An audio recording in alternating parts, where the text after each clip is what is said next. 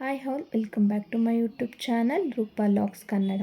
I hope ಎಲ್ಲರೂ ಚೆನ್ನಾಗಿದ್ದೀರಾ ಅಂತ ಅಂದ್ಕೊಂಡಿದ್ದೀನಿ. ನಾನು ಕೂಡ ತುಂಬ ಚೆನ್ನಾಗಿದ್ದೀನಿ. ಇವತ್ತಿನ ವಿಡಿಯೋ ಸ್ಪೆಷಲ್ ಏನಂದರೆ ನಮ್ಮಮ್ಮನ ಕೈ ರುಚಿಲಿ ಮೂಡಿ ಬಂದಂಥ ಟೊಮೆಟೊ ಬಾತ್ ರೆಸಿಪಿನ ನಾನು ನಿಮ್ಮ ಜೊತೆ ಶೇರ್ ಮಾಡೋಣ ಅಂತ ಅಂದ್ಕೊಂಡಿದ್ದೀನಿ. ತುಂಬ ಸಿಂಪಲ್ಲಾಗಿ ಮಾಡ್ಕೊಳ್ಬೋದು. ಹೇಗೆ ಮಾಡ್ಕೋಬೇಕು, ಏನೆಲ್ಲ ಐಟಮ್ ಬೇಕು ಅನ್ನೋದನ್ನ ಒಂದೊಂದಾಗಿ ನೋಡೋಣ ಬನ್ನಿ. ಕಟ್ ಮಾಡಿರೋಂಥ 2 ಈರುಳ್ಳಿ, ಕಟ್ ಮಾಡಿರೋಂಥ 3 ಟೊಮೆಟೊ, ಹಾಗೆ ಶುಂಠಿ ಬೆಳ್ಳುಳ್ಳಿನ ಇಟ್ಕೊಂಡಿದ್ದೀನಿ. ಹಸಿಮೆಣ್ಸಿನ್ಕಾಯಿ 3, ಪುದೀನ ಕೊತ್ತಂಬರಿ ಕರಿಬೇವಿನ ಸೊಪ್ಪು, ಪಲಾವ್ ಸ್ಪೈಸಸ್ ಆ್ಯಂಡ್ ಅಚ್ಕಾರದ ಪುಡಿ, ಗರಂ ಮಸಾಲ ಆ್ಯಂಡ್ ಧನಿಯಾ ಪುಡಿ, ಮತ್ತು ಅಕ್ಕಿನ ತೊಳೆದು ನೆನೆಸಿಟ್ಕೊಂಡಿದ್ದೀನಿ. ಇಷ್ಟು ಕಡಿಮೆ ಐಟಮಲ್ಲೇ ಬೇಗನೆ ಮಾಡ್ಕೊಳ್ಬೋದು. ಹೇಗೆ ಮಾಡ್ಕೊಳ್ಳೋದು ಅಂತ ಒಂದೊಂದಾಗಿ ನೋಡೋಣ ಬನ್ನಿ. ಈಗ ಒಂದು ಕುಕ್ಕರ್ಗೆ ಸ್ವಲ್ಪ ಎಣ್ಣೆ ಮತ್ತು ತುಪ್ಪನ ಸೇರಿಸ್ಕೊಂಡು ಬಿಸಿ ಆಗಲಿಕ್ಕೆ ಬಿಡ್ತೀನಿ. ತುಪ್ಪ ಆಪ್ಷನಲ್, ನೀವು ಬೇಕಾದ್ರೆ ಸೇರಿಸ್ಕೊಳ್ಬೋದು, ಇಲ್ಲಾಂದರೆ ಕಂಪ್ಲೀಟಾಗಿ ಸ್ಕಿಪ್ ಮಾಡ್ಬೋದು. ಬಟ್ ತುಪ್ಪ ಸೇರಿಸೋದ್ರಿಂದ ಫ್ಲೇವರ್ ಚೆನ್ನಾಗಿರುತ್ತೆ ಅಂತ ಹೇಳಿ ನಾನಿಲ್ಲಿ ಸ್ವಲ್ಪ ತುಪ್ಪನೂ ಕೂಡ ಸೇರಿಸ್ಕೊಂಡಿದ್ದೀನಿ. ತುಪ್ಪ ಮತ್ತು ಎಣ್ಣೆ ಚೆನ್ನಾಗಿ ಕಾದಾದಮೇಲೆ ಜಜ್ಜಿಟ್ಕೊಂಡಿರುವಂತಹ ಚಕ್ಕೆ ಲವಂಗ ಪೌಡರ್ ಜೊತೆಗೆ ಪಲಾವ್ ಸ್ಪೈಸಸ್ ಇದನ್ನು ಹಾಕಿ ಒಂದು 20 ಸೆಕೆಂಡ್ಸು ಫ್ರೈ ಮಾಡಬೇಕಾಗತ್ತೆ. ಆಮೇಲೆ ಕರಿಬೇವಿನ ಸೊಪ್ಪು, ಇದು ಕೂಡ ಆಪ್ಷನಲ್, ಬೇಕಾದರೆ ಹಾಕ್ಕೊಳ್ಬೋದು, ಇಲ್ಲಾಂದರೆ ಸ್ಕಿಪ್ ಮಾಡ್ಬೋದು. ಜೊತೆಗೆ ಜಜ್ಜಿಟ್ಕೊಂಡಿರೋ ಅಂಥ ಶುಂಠಿ ಬೆಳ್ಳುಳ್ಳಿ ಇದಿಷ್ಟನ್ನು ಹಾಕಿ ಚೆನ್ನಾಗಿ ಫ್ರೈ ಮಾಡ್ಕೋಬೇಕು. ಅದು ಕಲರ್ ಚೇಂಜ್ ಆಗಬೇಕು, ಅಲ್ಲಿವರೆಗೂ ಫ್ರೈ ಮಾಡ್ಕೊಳ್ತಾ ಬರಬೇಕು.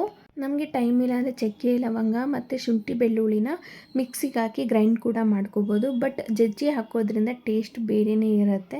ಸೊ ಅದಕ್ಕೋಸ್ಕರ ಅಂತ ಹೇಳಿ ನಾನು ಜಜ್ಜಿ ಹಾಕ್ತೀನಿ.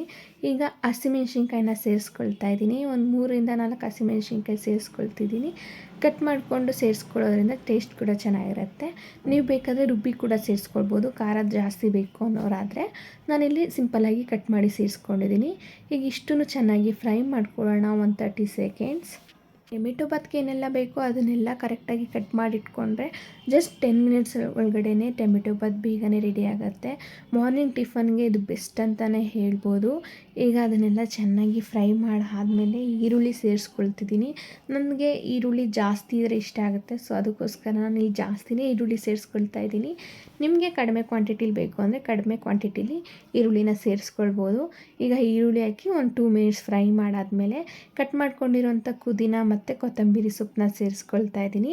ಪುದೀನ ಆಪ್ಷನಲ್ ಇರುತ್ತೆ, ಬೇಕಾದ್ರೆ ಸೇರಿಸ್ಕೊಳ್ಬೋದು, ಇಲ್ಲಾಂದರೆ ಸ್ಕಿಪ್ ಮಾಡ್ಬೋದು. ಕೊತ್ತಂಬರಿ ಮಾತ್ರ ಸೇರಿಸಲೇಬೇಕು. ಈಗ ಅದನ್ನೆಲ್ಲ ಚೆನ್ನಾಗಿ ಫ್ರೈ ಮಾಡ್ಕೊಬೇಕು, ಹೊಂದ್ಕೊಳ್ಳೋಷ್ಟು ಫ್ರೈ ಮಾಡ್ಕೋಬೇಕು. ನಮ್ಮಮ್ಮ ಮಾಡೋವಂಥ ಎಷ್ಟೋ ಅಡುಗೆಗಳಲ್ಲಿ ನಂಗೆ ಟೊಮೆಟೊ ಬಾತ್ ತುಂಬಾ ಫೇವ್ರೇಟ್, ತುಂಬಾ ಇಷ್ಟ ಆಗುತ್ತೆ. ತುಂಬ ಸಿಂಪಲ್ಲಾಗಿ ಮಾಡ್ತಾರೆ, ನನ್ನಷ್ಟು ಐಟಮೂ ಯೂಸ್ ಮಾಡೋದಿಲ್ಲ ಅವರು. ಏನಿಲ್ವೋ ಅದನ್ನು ಬಿಟ್ಟು ಇರೋದನ್ನು ಹಾಕಿ ಟೊಮೆಟೊ ಬಾತ್ ಮಾಡಿಬಿಟ್ಟಿರ್ತಾರೆ. ಅಷ್ಟು ಸಿಂಪಲ್ಲಾಗಿ ಮಾಡ್ತಾರೆ, ಬಟ್ ಟೇಸ್ಟ್ ಮಾತ್ರ ತುಂಬಾ ಚೆನ್ನಾಗಿರುತ್ತೆ. ಈಗ 4 ಟೊಮೆಟೊಲಿ 2 ಟೊಮೆಟೊನ ನಾನು ಕಟ್ ಮಾಡಿ ಸೇರಿಸ್ಕೊಂಡಿದ್ದೀನಿ. ಅದು ಚೆನ್ನಾಗಿ ಫ್ರೈ ಆಗಬೇಕು, ಫುಲ್ ಸ್ಮೂತ್ ಆಗಬೇಕು, ಅಲ್ಲಿವರೆಗೂ ಫ್ರೈ ಮಾಡ್ಕೊಳ್ಬೇಕು. ಟೊಮೆಟೊ ಚೆನ್ನಾಗಿ ಫ್ರೈ ಆಗೋದ್ರಿಂದ ಟೇಸ್ಟ್ ಕೂಡ ಚೆನ್ನಾಗಿರುತ್ತೆ. ಸೊ ಒಂದು 5 ಮಿನಿಟ್ಸ್ವರೆಗೂ ನಾನು ಫ್ರೈ ಮಾಡ್ತೀನಿ. ಈಗ ಟೊಮೆಟೊ ಎಲ್ಲ ಚೆನ್ನಾಗಿ ಫ್ರೈ ಆದಮೇಲೆ 4 ಟೊಮೆಟೊಲಿ 2 ಟೊಮೆಟೊನ ಕಟ್ ಮಾಡಿ ಸೇರಿಸ್ಕೊಂಡಿದ್ದೀನಿ. 2 ಟೊಮೆಟೊನ ಗ್ರೈಂಡ್ ಮಾಡಿ ಸೇರಿಸ್ಕೊಂಡಿದ್ದೀನಿ. ನೀವು ಬೇಕಾದ್ರೆ ಕಂಪ್ಲೀಟಾಗಿ ಗ್ರೈಂಡ್ ಮಾಡ್ಬೋದು, ಇಲ್ಲಾಂದರೆ ಕಂಪ್ಲೀಟಾಗಿ ಕಟ್ ಮಾಡಿ ಸೇರಿಸ್ಕೊಳ್ಬೋದು. ನಾನಿಲ್ಲಿ 2 ರೀತಿಯೂ ಮಾಡಿದ್ದೀನಿ. 2 ಟೊಮೆಟೊನ ಕಟ್ ಮಾಡಿ ಸೇರಿಸ್ಕೊಂಡಿದ್ದೀನಿ, 2 ಟೊಮೆಟೊನ ಗ್ರೈಂಡ್ ಮಾಡಿ ಸೇರಿಸ್ಕೊಂಡಿದ್ದೀನಿ. ಈ ರೀತಿ ಮಾಡೋದ್ರಿಂದ ಕೂಡ ಟೇಸ್ಟ್ ಚೆನ್ನಾಗಿರುತ್ತೆ ಅಂತ ಹೇಳಿ. ಈಗ ಚೆನ್ನಾಗಿ ಮಿಕ್ಸ್ ಮಾಡಿಕೊಂಡು ಒಂದು 5 ಮಿನಿಟ್ಸ್ ಹಸಿ ವಾಸನೆ ಹೋಗೋವರೆಗೂ ಫ್ರೈ ಮಾಡಬೇಕು. ಹಸಿ ವಾಸನೆ ಇದ್ದರೆ ಅಷ್ಟು ಚೆನ್ನಾಗಿರೋದಿಲ್ಲ. ಒಂದು 5 ಮಿನಿಟ್ಸ್ ಆದರೂ ಕಂಪ್ಲೀಟಾಗಿ ಫ್ರೈ ಮಾಡ್ತಾ ಹೋಗಬೇಕು.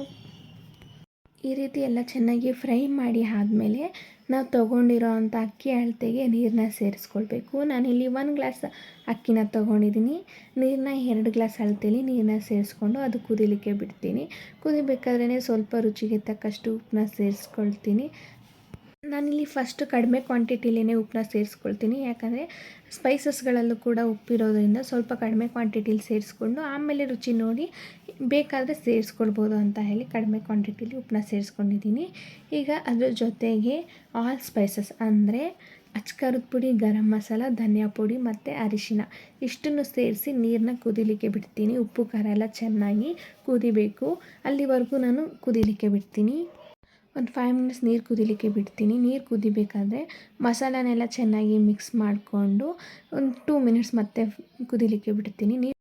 ಈ ಹಂತದಲ್ಲಿ ಉಪ್ಪು ಖಾರ ಕರೆಕ್ಟಾಗಿದೆ ಅಂತ ಚೆಕ್ ಮಾಡಿಕೊಂಡು ಬೇಕಾದರೆ ಸೇರಿಸ್ಕೊಂಡು ಅದಾದಮೇಲೆ ತೊಳೆದಿಟ್ಕೊಂಡಿರೋ ಅಂಥ ಅಕ್ಕಿನ ಸೇರಿಸ್ಕೊಳ್ತಾ ಇದ್ದೀನಿ. ನಾನಿಲ್ಲಿ ನಾರ್ಮಲ್ ಸೋನಾ ಮಸೂರಿ ರೈಸ್ನ ಯೂಸ್ ಮಾಡ್ತಾ ಇದ್ದೀನಿ. ನೀವು ಬೇಕಾದ್ರೆ ಬಾಸುಮತಿ ರೈಸ್ ಕೂಡ ಯೂಸ್ ಮಾಡ್ಬೋದು, ಬಟ್ ಮನೇಲಿ ಮಾಡೋದ್ರಿಂದ ಸೋನಾ ಮಸೂರಿ ಅಕ್ಕಿನೇ ಯೂಸ್ ಮಾಡ್ಕೊಳ್ಬೋದು ಅಂತ ಹೇಳಿ ನಾನಿಲ್ಲಿ ಸೋನಾ ಮಸೂರಿ ಅಕ್ಕಿನೇ ಯೂಸ್ ಮಾಡ್ಕೊಳ್ತಾ ಇದ್ದೀನಿ. ನಾನಿಲ್ಲಿ ಒಂದು 3 ಮೆಂಬರ್ಸ್ಗೆ ಆಗೋಷ್ಟು ಅಷ್ಟೇ ಮಾಡ್ತಾ ಇರೋದು. ಸೊ ಅದಕ್ಕೋಸ್ಕರ ಕಡಿಮೆ ಕ್ವಾಂಟಿಟಿಲೇ ಅಕ್ಕಿನ ತೊಗೊಂಡಿದ್ದೀನಿ. ಅಕ್ಕಿನ ಸೇರಿಸಿ ಚೆನ್ನಾಗಿ ಎಲ್ಲ ಮಿಕ್ಸ್ ಮಾಡ್ಕೊಳ್ಬೇಕು. ಇಲ್ಲ ಅಂದರೆ ಮಿಕ್ಸ್ ಮಾಡ್ಕೊಳ್ಳದೆ ಕುಕ್ಕರ್ ಲಿಡ್ನ ಕ್ಲೋಸ್ ಮಾಡ್ತು ಅಂದರೆ ಅಕ್ಕಿ ಸಪ್ರೇಟು ಮತ್ತು ಮಸಾಲೆ ಸಪ್ರೇಟ್ ಆಗಿರುತ್ತೆ. ಅದಕ್ಕೆ ಇದೇ ಹಂತದಲ್ಲಿ ನಾನು ಎಲ್ಲನೂ ಚೆನ್ನಾಗಿ ಮಿಕ್ಸ್ ಮಾಡ್ಕೊಳ್ತೀನಿ. ಈಗ ಚೆನ್ನಾಗಿ ಮಿಕ್ಸ್ ಮಾಡ್ಕೊಂಡಿದ ನಂತರ ಕುಕ್ಕರ್ ಲಿಡ್ನ ಕ್ಲೋಸ್ ಮಾಡಿ 2 ವಿಸಿಲ್ ಕೂಗಿಸ್ಕೊಳ್ಬೇಕಾಗತ್ತೆ. ಫಸ್ಟು ಐ ಫ್ಲೇಮಲ್ಲೇ 1 ವಿಸಿಲ್ ಕೂಗಿಸ್ಕೊಳ್ತೀನಿ, ಆಮೇಲೆ ಸ್ಲಿಮ್ ಫ್ಲೇಮಲ್ಲಿ 1 ವಿಸಿಲ್ ಕೂಗಿಸ್ಕೊಳ್ತೀನಿ. 2 ವಿಸಿಲ್ ಕೂಗಿದ್ರೆ ಸಾಕು, ಟೊಮೆಟೊ ಬಾತ್ ರೆಡಿ ಆಗಿರುತ್ತೆ. ಈಗ ವಿಸಿಲ್ ಕೂಗಿ ವಿಸಿಲೆಲ್ಲ ಹಿಡಿದಿತ್ತು. ಈಗ ಓಪನ್ ಮಾಡ್ತಾಯಿದ್ದೀನಿ. ಅಷ್ಟೇ ಅಕ್ಕಿ ಹಾಕಿದ್ಮೇಲೆ ಎಲ್ಲ ಮಿಕ್ಸ್ ಮಾಡ್ಕೊಂಡಿರೋದ್ರಿಂದ ಈಗ ಮಿಕ್ಸ್ ಮಾಡ್ಕೋಬೇಕು ಅನ್ನೋ ಅವಶ್ಯಕತೆ ಇರೋದಿಲ್ಲ. ಸಿಂಪಲ್ಲಾಗಿ ಒಂದು ಸಲ ಮಿಕ್ಸ್ ಮಾಡ್ಕೊಳ್ತೀನಿ ಅಷ್ಟೇ. ನೋಡಿ ಎಷ್ಟು ಹುಡುಡಿಯಾಗಿ ಬಂದಿದೆ.